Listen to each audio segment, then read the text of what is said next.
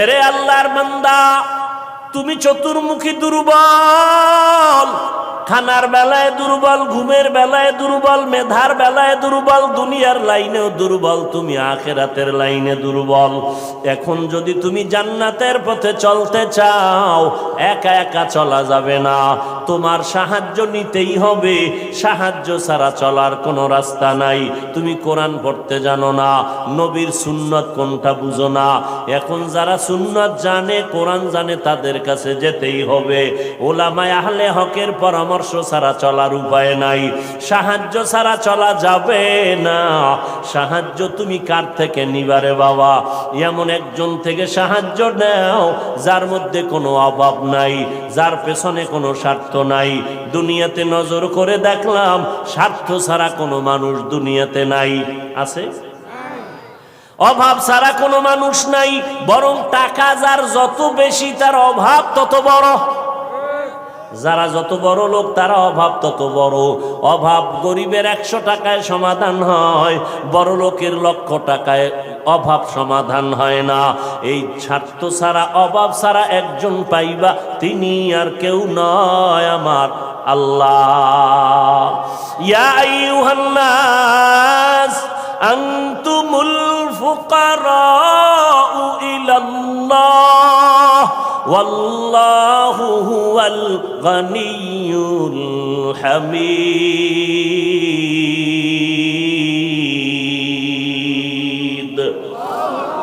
गर तवक्कुल मी कुनी हर सुबह शाम, मेरा सनद रिज़्क़ तू अज़ला मकाम।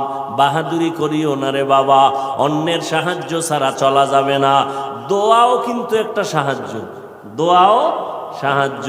সাহায্য ছাড়া চলা যাবে না। মা বাবায় দোয়া করে, এর সাহায্যে আমরা বড় হয়েছি। মা বাবার ক্লান্ত পরিশ্রমের কারণে আমরা বড় হয়েছি, মা বাবার সহযোগিতায় বড় হয়েছি। কিন্তু স্বার্থ ছাড়া জমিনের মধ্যে কোনো মানুষ নাই, অভাব ছাড়া কেউ নাই। যার কোনো অভাব নাই তিনি হলেন আমার আল্লাহ, যার কোনো স্বার্থ নাই তিনি আমার আল্লাহ। এরে বান্দা, নিজেরে বড় মনে করলে ধ্বংস অনিবার্য। আল্লাহর এক বান্দা বড় আবেদ, আমার নবী সাহাবায়ে কেরামদের ঘটনা শুনাইতেছেন। বড় আবেদ, বনি ইসরাইলের ভেতরে নাম বড়, নাম ডাক বেশি, এত ইবাদত করতেছে। একদিন সিদ্ধান্ত নিয়ে নিল, ঘরের মধ্যে থাইকা ইবাদত একুরেট হয় না, মানুষের সাথে চলাফেরা, মানসিকতা নষ্ট হয়ে যায়। সিদ্ধান্ত নিয়া পাহাড়ের কিনারায় চলে গেল। পাহাড়ের উপরে উঠা ছোট্ট একটা রুম বানাইয়া ওইখানে আল্লাহর বান্দা ইবাদত করে। পাহাড়ের চূড়ায় সাধারণ মানুষ সেখানে যায় না, মন মানসিকতা নষ্ট হয় না। আল্লাহর বান্দা পাহাড়ের চূড়ায় গিয়া ইবাদত করে। ঘরের ভেতরে মা বড় একা, আম্মা জান ঘরের মধ্যে বসে মোটামুটি জীবন যাপন করে। সন্তান আসে না, ইবাদতের মজা পাইয়া পাহাড়ের চূড়ায় উঠে ওখানে ইবাদত করে। একদিন মা মনে মনে ভাবলেন, আমার সন্তান আমার কাছে না আসলে তো আমি ও থাকতে পারে, আমি মা তো থাকতে পারি না। কারণ আমি মা, সন্তানের আমি গর্ভধারণ করে কত কষ্ট করেছি। মা সিদ্ধান্ত নিল, আমি হেঁটে হেঁটে পাহাড়ের কিনারায় যাইয়া আমার বাবার চেহারাটা একটু দেখা কলবেরে সান্ত্বনা দিব। আম্মা জান ঘুমের থেকে উঠা সকালবেলা সূর্যের গরম যখন শুরু, হেঁটে হেঁটে পাহাড়ের কিনারায় চলে গেলেন। আল্লাহর বান্দা আবেদ পাহাড়ের চূড়ায় ইবাদত খানায় নামাজ পড়ে আর আল্লাহরে সেজদা দেয়। আম্মা জান পাহাড়ের কিনারায় যাইয়া সূর্যের আলোতে উপরে তাকাইতে কষ্ট হয়, হাতটাকে কপালের সামনে নিয়ে ছায়া দিয়া উপরে হালকাভাবে তাকাইয়া এরপরে ডাক দিলেন, এই সন্তান, আমি তোর মা পাহাড়ের কিনারায় আসছি, একটু দেখা দাও। আমি মা তোমার চেহারাটা দেখার জন্য পাগলের মতো হয়ে গেলাম।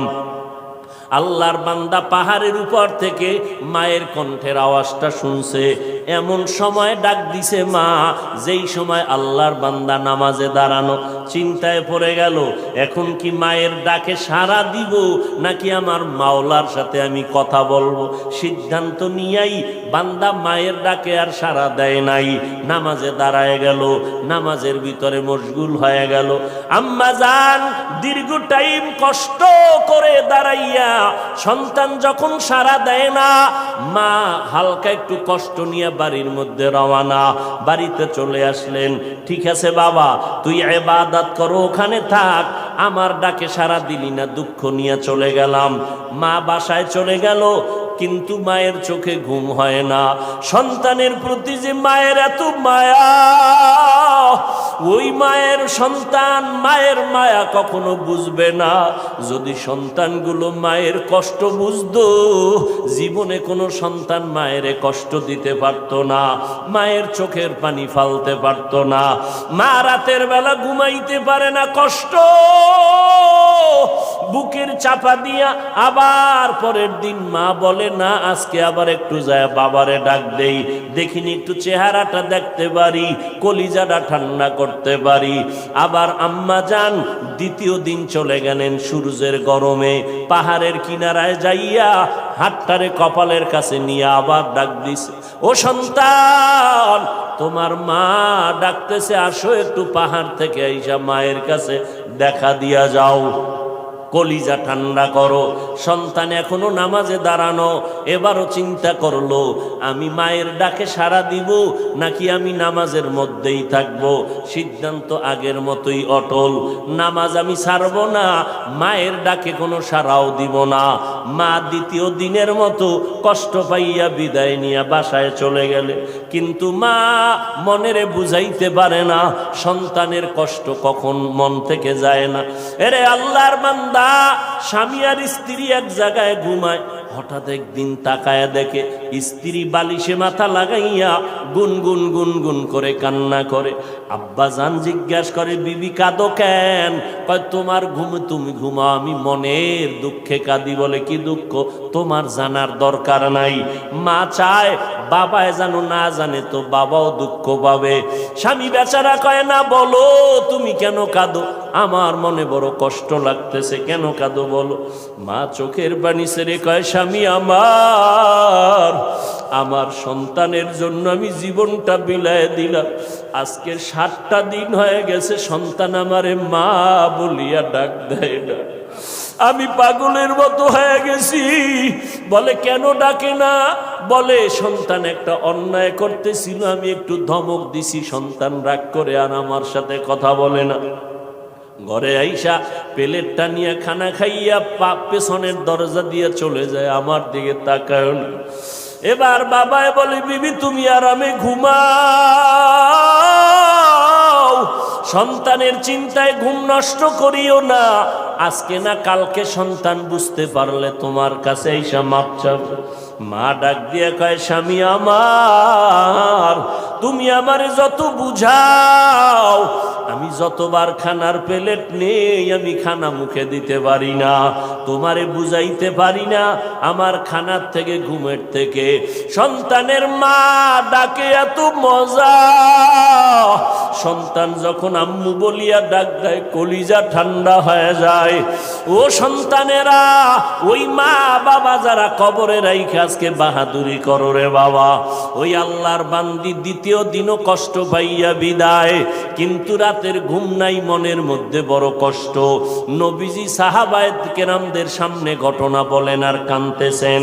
সাহাবায়ে কেরামরাও কান্নার আওয়াজ। মায়ার নবী বলেন, ও সাহাবায়ে কেরাম, ওই মা তৃতীয় দিন আবার চলে গেল পাহাড়ের কিনারায়, যাইয়া ডাক দিছে, বাবা একবার না দুইবার না, তৃতীয়বারের মতো আমি তোমার দরজায় এসে গেলাম, একটু পাহাড় থেকে নাইমা সারা দাও। আজও সন্তান নামাজে দাঁড়ানো, আল্লাহর মহব্বতে আর মায়ের ডাকে সারা দেয় না। 2 দিন মা কষ্ট পাইয়া কিছু বলে নাই, চলে গেছে। আজকে কষ্ট পাইয়া আর নিজের কন্ট্রোল করতে পারে না। আসমানের দিকে তাকাইয়া একটা কথা বলিয়াই ফেলছে। আসমানের দিকে তাকাইয়া বলে, ও আসমানের মালিক, এমন সন্তান দিয়ে কি হবে আমার, যেই সন্তান আমার 3 দিনের কষ্ট বুঝলো না রে আল্লাহ, আমার মনটারে মানাইতে পারি না। ওর তো একদিন মরণ হবে, তবে আমার একটা দাবি, ওরে তুমি জেনাকারিনী মহিলার চেহারা না দেখাইয়া মরণ দিবা না। কঠিন এক কথা আসমানে লাগায় দিলেন, আসমানে কবুল হয়ে গেছে।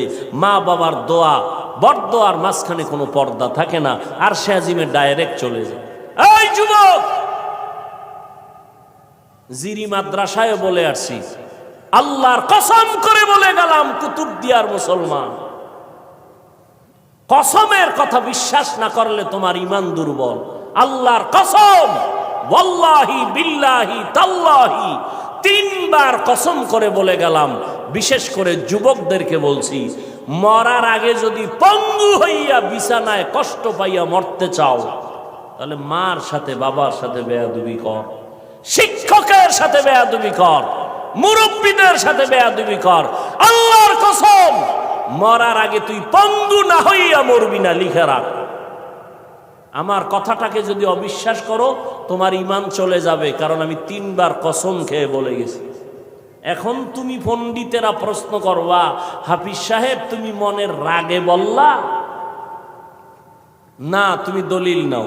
ক্বালান নবিয়্যু সাল্লাল্লাহু আলাইহি ওয়া আলিহি ওয়া সাল্লাম, ইসনানি ওয়াজ্জিলুহুম আল্লাহু ফিদ দুনিয়া আল বাগয়ু ওয়া উকুকুল ওয়ালিদাইন, আও কামা ক্বালান নবিয়্যু আলাইহি সালাতু ওয়াস সালাম। আল্লাহর নবী বলেন, 2টা অন্যায় দুনিয়াতে এমন আছে, যেই 2টা অপরাধ করলে মরার আগে জমিনে শাস্তি হবে। কয়টা অন্যায়? কি আপনাদের খারাপ লাগতেছে? মোনাজাত দিয়ে দিব? আমার তো কষ্ট, অনেক কষ্ট, মাইকটাও সুন্দর না, তারপর আপনাদের মহব্বতে কথা বলতেছি গলা ফাটাইয়া, কি করার। তারপর আপনারা বসলে একটু আমি কথা ফিনিশিং দিয়ে আসতেছি, আর একটু সামনে আগাবো। আল্লাহ সবাইকে কবুল করেন। হা, মদিনার নবী বলে